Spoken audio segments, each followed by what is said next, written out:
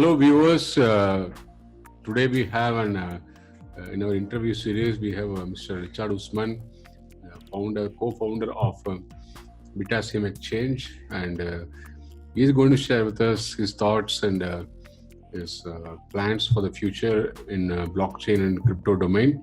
So let's hear from him. Greetings, Mr. Usman.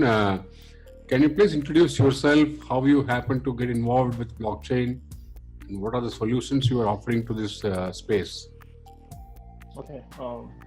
Thank you, Ganesh. It's a privilege to be here today to speak with you and to speak about Bitacium as well. As you know, my name is Richard Usman. I am the founder and the CEO of Bitacium LLC. It's a fintech blockchain company, and we are trying to bring in solutions using decentralized blockchain technology into users' everyday lives to add value to what people do using blockchains. I've been involved in fintech and information technology for quite some time, I think over 17 years or so. And I found blockchain and cryptocurrencies to be quite fascinating, and they bring in innovations and changes, and they sort of expedite every single thing we do in this modern day. And I believe it is the future, and it's going to do a lot more than what we're seeing right now. And I have a great expectation for a lot of technologies that are going to be implementing blockchain into their systems for the future. And I see Bitacium out there also performing and doing very well along with other companies. Mm-hmm. So, how is the support from various governments for blockchain and cryptocurrency initiatives? What are the challenges in cross-border transactions? How is the Bitacium Exchange platform helping to deal with them? Okay. Well, when you talk about support for blockchain initiatives, US and China actually dominates regulations in this headline. But the problem is that they dominate it with skepticism and control. And this has been the bane of blockchain ever since regulations came into the picture. I'm not saying that regulation is bad, but too much regulation has a way of tightening the node and diverting the whole objectives of the whole decentralized thing from Satoshi's visions. And the thing is that no single government could play a definitive role over how blockchain should be regulated. It needs to be a complete government effort from all over the world. And despite all their regulations, despite all their restrictions, if you check the world map nodes of especially the Ethereum network, you discover that the places with these high restrictions and regulations are the ones that have the most users of cryptocurrencies and blockchain. But many other places are encouraging the use of blockchain startups, especially there are countries that are encouraging the disruption of the status quo. Places like Estonia, Switzerland, Singapore. Switzerland, for instance, they have a blockchain hub of their own that they've been working on, especially there are a lot of startups coming up in Zog, for instance, and Singapore as well. There are a lot of friendly tax regulations now for blockchain and cryptocurrency companies, especially for startups. They're actually encouraging startups. China and the US, they don't encourage startups with their regulation. The problem is that they dominate it with skepticism, and they also dominate with control. These two countries usually like to have control over whatever happens out there. So they are also introducing such influence into blockchain and cryptocurrencies. And this has been having a terrible effect. It's not that there's anything wrong in having regulations and all that, but it shouldn't be to such a way that you strangle the idea of decentralization. And but they are coming around to it, to accept it. They're trying to bring in new laws and regulations that could ease how people do business with it. And but like every other nations, there are some group of other countries and nations that are in full support of blockchain because it disrupts the status quo on how things should be done all over the world. Countries like Switzerland, for instance, they are also developing a blockchain hub of their own, and they support a lot of startups, especially in Zog. You have Singapore also with a tax friendly regulations uh, for blockchain tech companies as well. Then you have Russia, who have also been working on a distributed ledger. They've been coming up with new regulations as well to support blockchain. Countries like Estonia as well, they like to research and experiment with decentralized um, blockchain technologies. Then you have Canada, Brazil, UK, Japan, and Thailand. So that is going to change in time. It's going to take a while, but it will change everything. And if you're talking about the challenges of cross-border payment, um, there are several challenges like the difference in culture and difference in practices of both buyers and sellers. There are issues with evaluations and due diligence, legal and regulatory framework as well. And then most importantly as well, so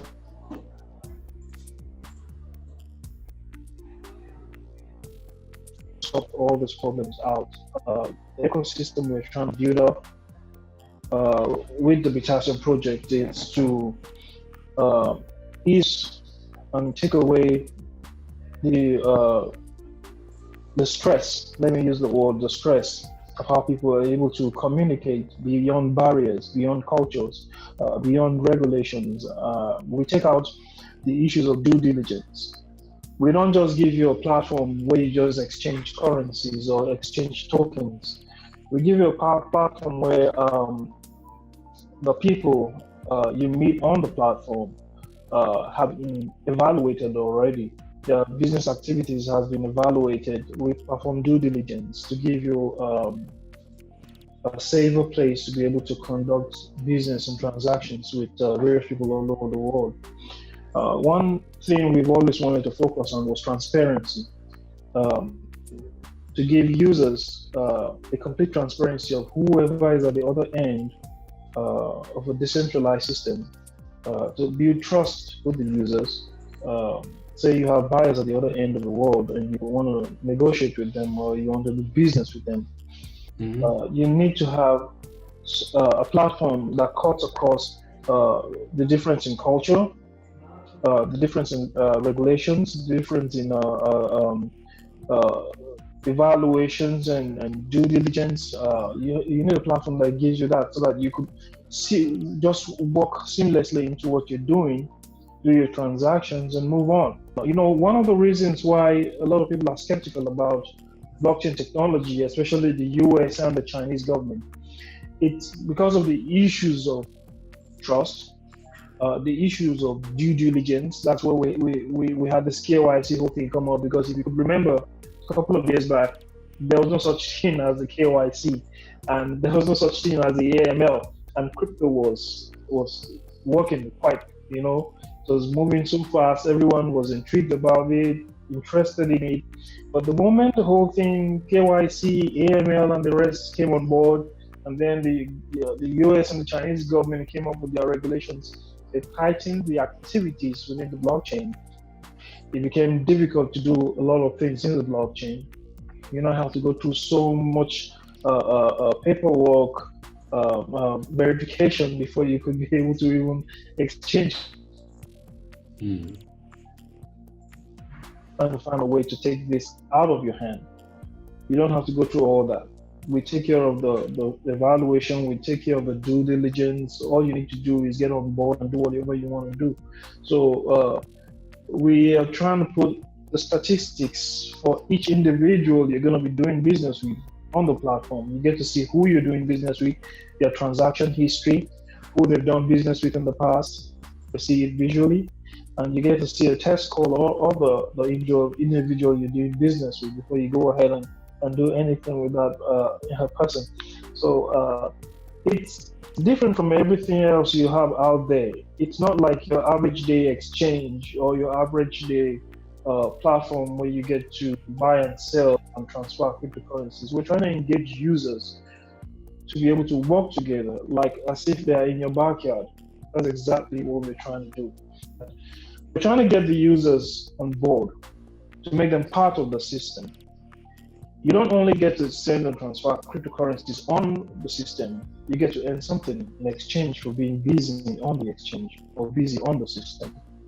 Binance doesn't share their profit with their users. Even if you have their token, the BNB, you don't get anything for owning the BNB. So we're trying to give users a central place where they could do business and not only earn something in return for doing business on the platform, but to give them some sort of relief for every expenditure on the platform. So it's a central system that goes round and round, benefiting both users, traders, and merchants on the system. So that's what we're trying to do. Oh, that's pretty interesting. So the US Congress is introducing a bill to exempt cryptocurrency from the securities law. What do you think its consequences will be?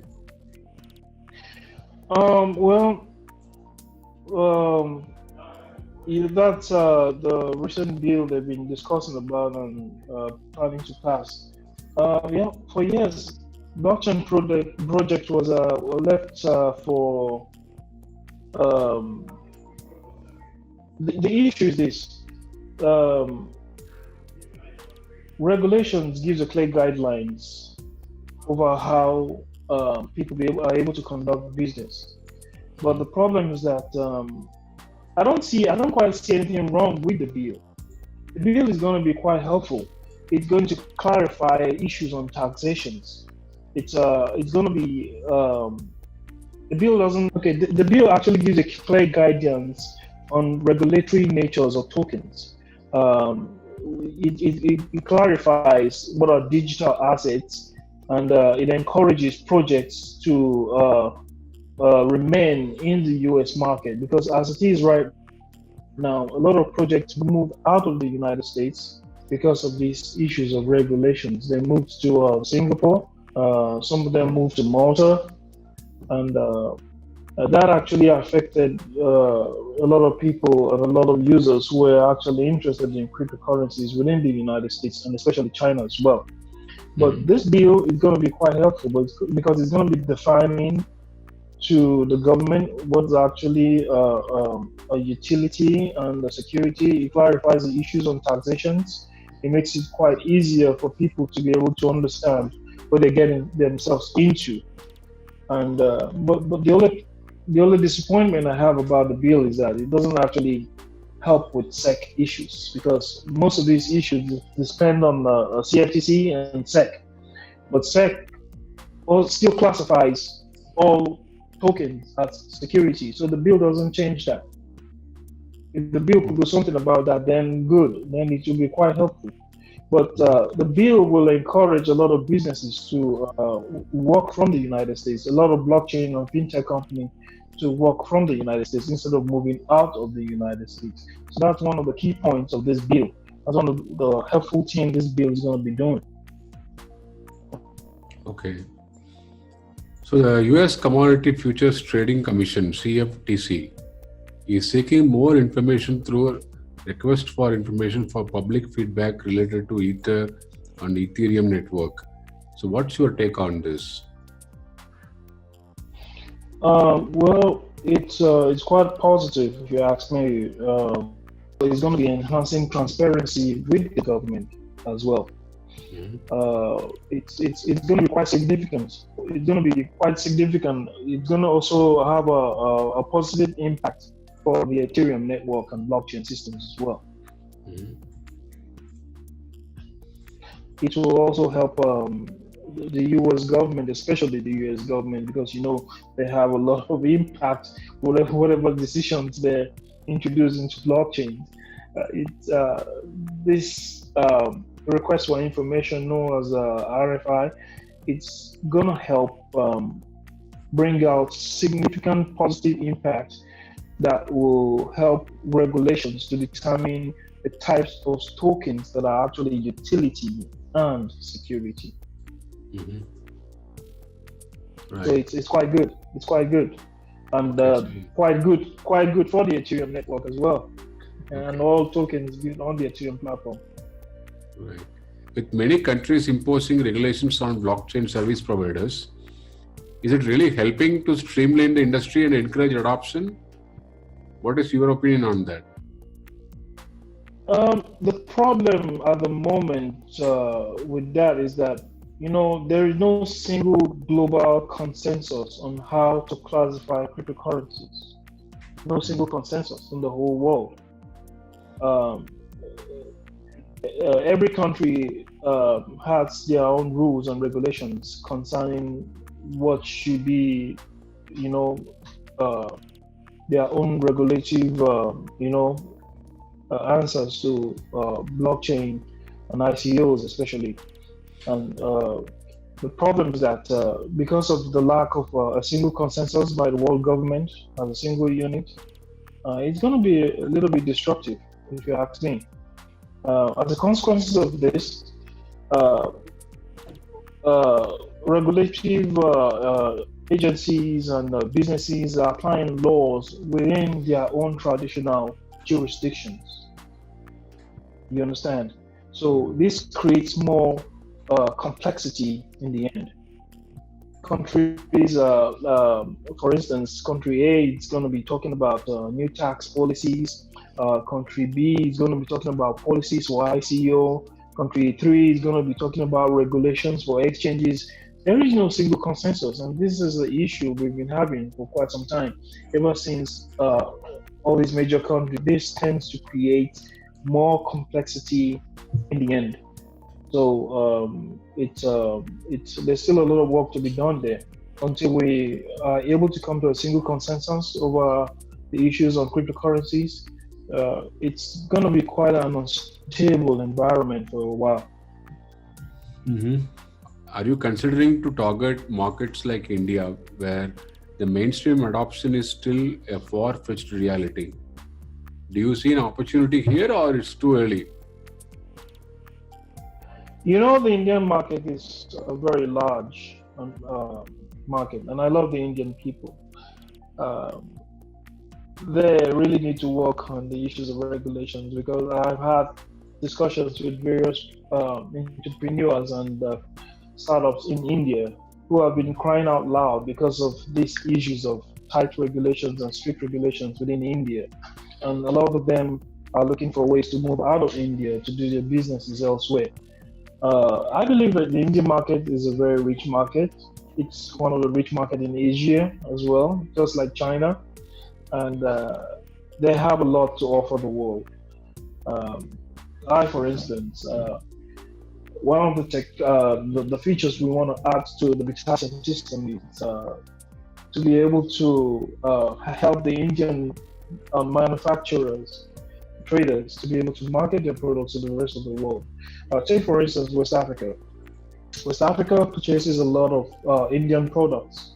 Give the Indian government something to hold on to, like a better way to export products, a better way to receive quick instant payments. They will embrace the technology at the end of the day. Mm-hmm. It's just a matter of what is the need for me. If the Indian government are going to be supporting blockchain or fintech companies, they need to gain something from it at the end of the day. Don't see When we look at India, we don't see restrictions because of regulatory framework in India. We see opportunities. We see where we could deliver something to the Indian government, and they could give us our own private consensus to be able to do business through India and to the rest of the world. Right. So, were you able to approach the Indian government for this proposal?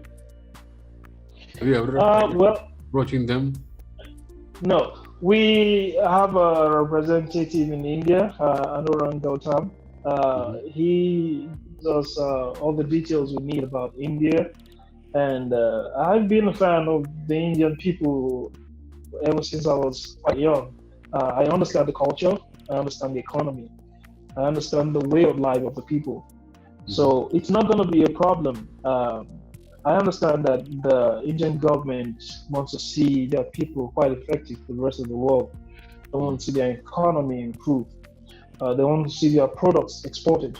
I've studied this for quite some years, and I know that the Bitacium platform with our exbon token will offer much to the Indian people as well. And I believe one way or the other, we're gonna have a good solid platform and foundation to work from India.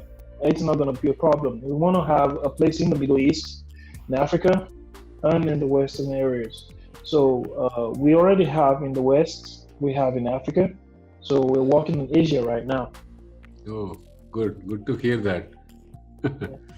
So, what's the future of decentralized apps? Since you're early into DApp, so I would like to ask you this question.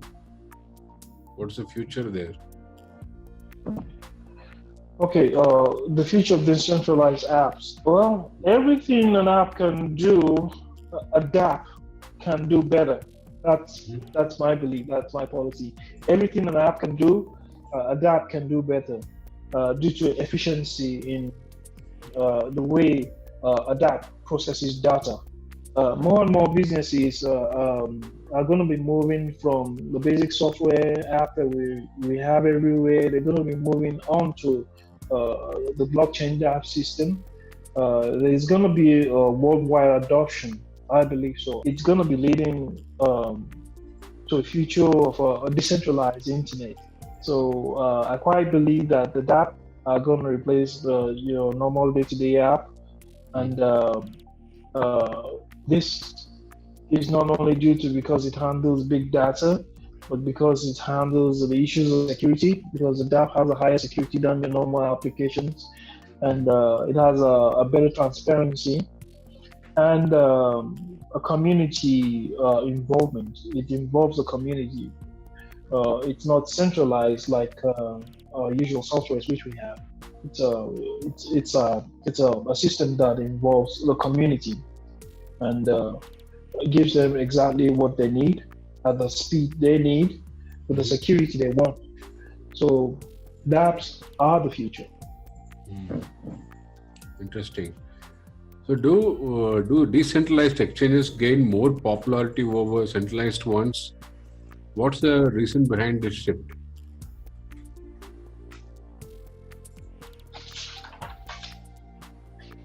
Well, the biggest threat to cryptocurrencies is not actually volatility issues. Volatility is not the biggest threat, but the fact that 98% of the trade still happens on centralized exchange. That's the problem. Trend will change gradually. I believe trend will change gradually over people who are using centralized exchange, and the trend will move them to the centralized exchange. Why, you may ask? Exchanges tend to have some centralized exchanges tend to have issues. You have the poor support. You have the hacks. Every now and then you hear one centralized exchange has been hacked. You don't really hear that on a decentralized exchange, but only on centralized exchange. And you have the government ban issues to worry about. Okay, move all the way out to Malta. So these are the issues of centralized exchange. If the government tightens their hold on it, if you have funds there, you have cryptos there, you can't do anything anymore because it actually kicks against Satoshi's vision for decentralized network. Centralized exchange seems to take us back to where we began. And that tends to put more power into the hands of the government. wherever they move to. If Malta decides to come up with new rules and regulations on the exchanges, then Binance is sunk. So, but decentralized exchanges gives you more leverage to do whatever you want, whenever you want to do it, wherever you want to do it. Top 25 crypto exchanges eventually will fall. That's centralized exchanges. Top 25 of them will eventually fall or be shut down one way or the other by these government and regulatory bodies, and this will lead to the emergence of the decentralized exchange. That's my belief. I think so. I've used centralized exchange before, and I've also used DEX. I tend to have more control over what I do with the DEX exchange than the centralized exchange. And some of the centralized exchanges have very poor support. You could make a withdrawal and be waiting for almost 2 days to get your cryptocurrencies out. So that doesn't give you the power that blockchain really brings to the people. That wasn't the initial vision. The only opportunities that centralized exchange have this moment, it's the high volume. Apart from the high volume, nothing more. Take away the high volumes of centralized exchange, then they are deadbeats. So eventually, when people realize the power and the opportunities that DEX exchange offers, they'll move out from there to DEX exchange. Nice.